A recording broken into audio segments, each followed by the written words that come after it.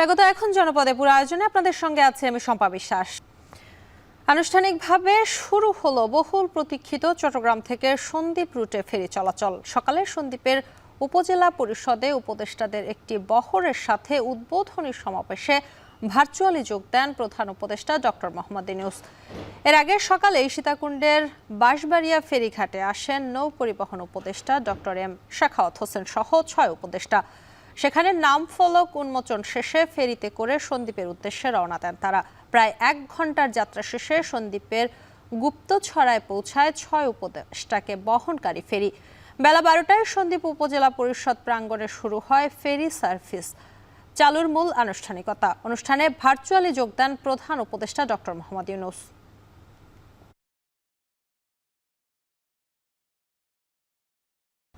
দলের নাম বা প্রতীক দেখে আর কেউ ভোট দেবে না বলে মন্তব্য করেছেন জাতীয় নাগরিক কমিটির উত্তরাঞ্চলের মুখ্য সংগঠক সার্জিস আলম।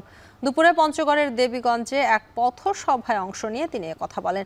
এ সময় তিনি বলেন, রাজনৈতিক দলগুলো বিভিন্নভাবে সাধারণ মানুষকে ব্যবহার করছে, কিন্তু নতুন বাংলাদেশে তাদের আর সেই সুযোগ দেয়া হবে না। পথসভা ঘিরে স্থানীয় ছাত্র জনতা সমবেত হন। আগামীর নতুন বাংলাদেশ বিনির্মাণে জাতীয় নাগরিক পার্টি জনগণের জন্য কাজ করবে বলেও জানান তিনি।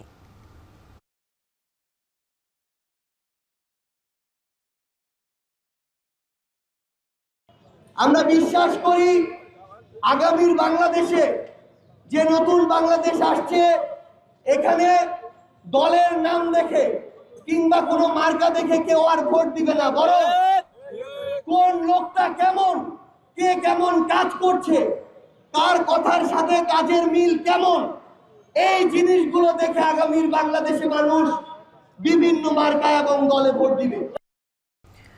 জুলাই আগস্ট অভ্যুত্থানে আহত ছাত্র জনতার সুচিকিৎসা নিশ্চিত করার জন্য নাটোরের স্বাস্থ্য কার্ড বিতরণ করা হয়েছে। দুপুরে জেলা প্রশাসক কার্যালয়ের সম্মেলন কক্ষে আন্দোলনে আহত ছাত্র জনতার মাঝে স্বাস্থ্য কার্ড বিতরণ করা হয়।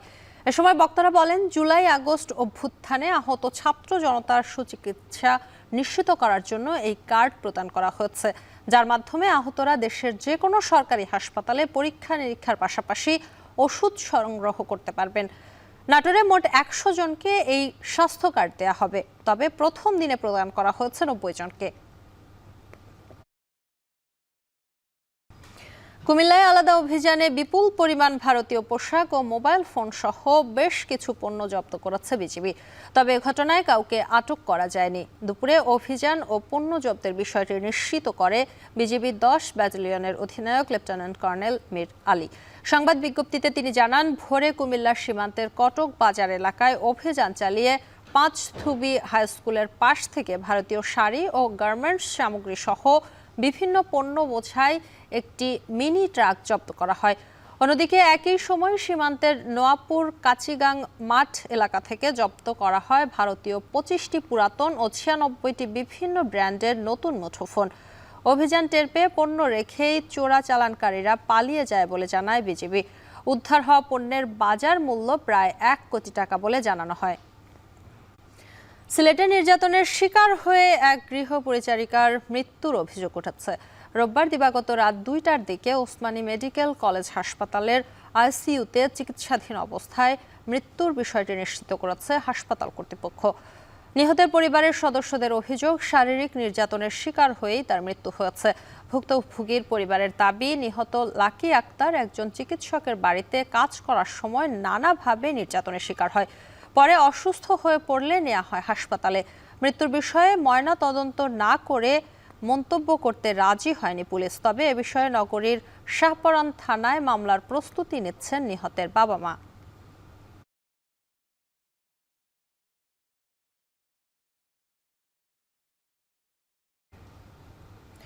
এর সাথে শেষ করছি এখন জনপদে। এখন টেলিভিশন ওয়েবসাইটে দেখতে ভিজিট করুন www.ekhon.tv।